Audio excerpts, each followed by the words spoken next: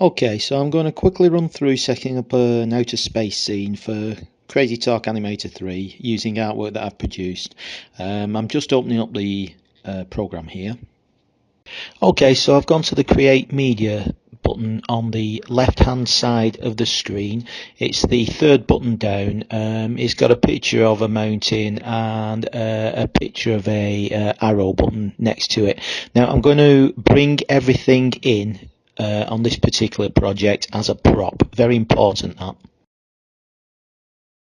The first thing I've selected is the background. Now, as I say, I've selected it as a prop, but it is going to fill the whole area of the background of the scene. Now, as I say, it is important to select it as a prop because you're going to resize it. If you select it as a background, you cannot resize it. The program doesn't let you do that.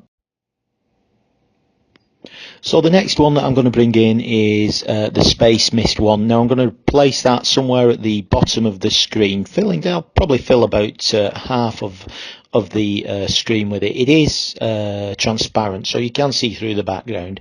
And once I've done that, I'll bring some planets in.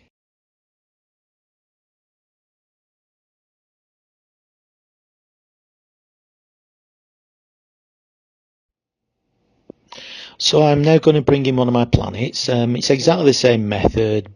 Bring it in as a prop. I am going to set a Z value on this one. I'm going to move the planet forward, so I'm going to set a Z value of 5. Now it moves it away from the background, so it's on a different plane from the background. There are several reasons for doing this, and they will become clearer as we progress. Now I'm going to bring in an atmosphere, and I'm going to sit the atmosphere at the back of the brown planet that I've just brought in. Now I'm going to leave that at a Z value of 0, so it's going to sit quite happily behind the brown planet. So when it comes in, it will already be behind the planet. I will just use the scaling nodes just to make the atmosphere just a little bit wider than the planet itself, so it gives an idea of a haze between the planet and the background stars. You can see when it's finished the idea that we're trying to get across. And now really all I'm going to do is bring in some more planets. I'm going to scale them up and scale them down, and just to see what gives me what I consider to be a good background, a good picture. I'm also going to put a shadow on between two planets, which we'll come to in a minute.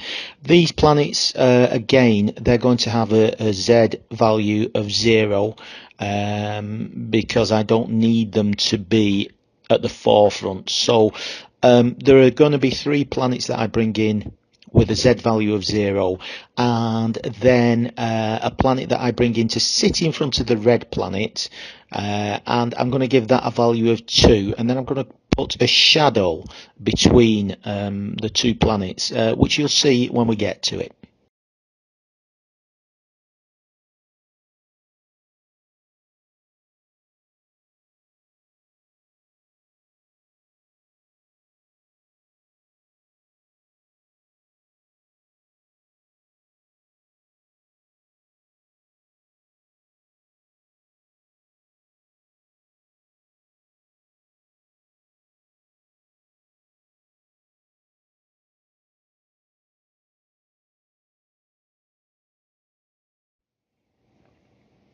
Now I've given the shadow a Z value of 1, so it sits nicely between the stripy red planet, which has a value of 0, and the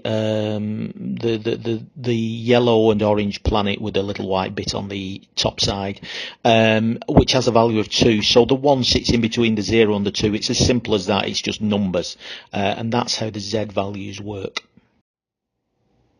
So I've brought the shadow in now, and I'm just going to resize it, and I'm going to put it between the orange planet and the red planet, and I'm just going to make it look as though the sun is shining onto the orange planet and the planet is casting a shadow onto the red planet. And there's no hard and fast rule. You just fool around with it, really. until you get something, an effect that you like. And after that, I'm going to bring in one more planet, and again I'll set the Z as 0. It doesn't need to be anything higher than 0. So I've brought in a stripy planet. I'm just resizing it, and I'm going to place it where I think it might look okay. And then once we've done that, we will go to a sparkling star. Now there are 12 sparkle sprites within the artwork file, and what we need to do is bring the first one in, and then once we've sized it up and positioned it, then well, I'll show you what to do.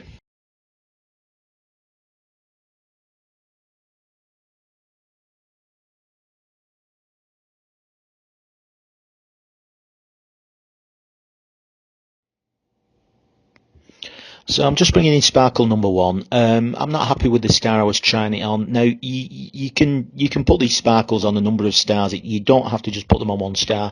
I'm just putting it on one star just to show you what's possible. I'm just lining it up here. So what I've done there, I've imported sparkle number 1. I've lined it up over a pre-existing star that's on the background artwork, and made sure it's the sparkle that's selected, and then I've gone into the composer. Now in the composer you can add sprites, and what we're going to do is add the rest of the 12 sprites. There are another 11 sprites to add in, and then you can alternate them, different frames, keyframe them, and you can get quite a nice effect just using them. So once you've got all the sparkle sprites loaded in the sprite editor, you need to go from backstage, which is click on the top left hand icon.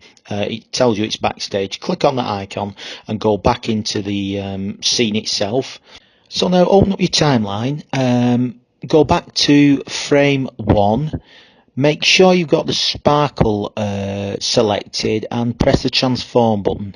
Now on the very first frame, just for argument's sake, I've got the sparkle off, so I press the empty box on the sprite editor that comes up. Now I've gone to about frame 30, I think, and I've put a keyframe there. Now on the keyframe at frame 30, I will press box number 1, and as you can see, all I'm doing is going along and keying each frame and using each sprite in turn. There's nothing too difficult about this. I'm quite literally using each sprite in turn. When I've used all 12 sprites going forward, then I will come backwards from 12, 11, 10, 9, 8, 7, 6, 5, 4, 3, 2, 1. And when that's done, then we will play the video and we will see what we've got. So we'll return to frame 1 and we'll see what we've got. We'll see what effect it gives us.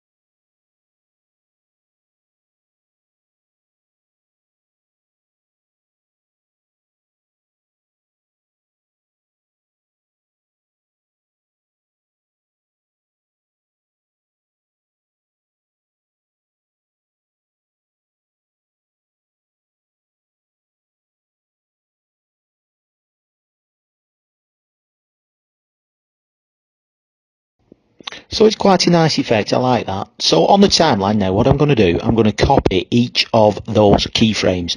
Now to do this, I click the first keyframe, make sure it's black, and hold the shift button down on my keyboard, and then I go to the last keyframe, and again click on that, keep the shift button down, go on to the second line and repeat what you've done. When you get to the end of the line and everything is highlighted in black, click your right mouse button and hit copy, and then once you've copied, you can move along to anywhere on your timeline and you can paste, and you can paste, and you can paste, and you will have the same effect time and time again, as many times as you like on your timeline. So now, just to finish the scene off, I'm going to bring in one of my starship drawings, or one of my starship renderings. Now I'm going to bring it in. I'm going to set it at a Z setting of probably 8. I'll probably put it to 8, so it's in front of everything. And all I'm going to do is I'm going to have the starship fly across the planets with the star twinkling in the background. Now you can put that twinkle on as many stars as you like, but you have to repeat the process for each star. So you need you need to bring each sprite in for each star that you create, for each sparkling star that you want to create.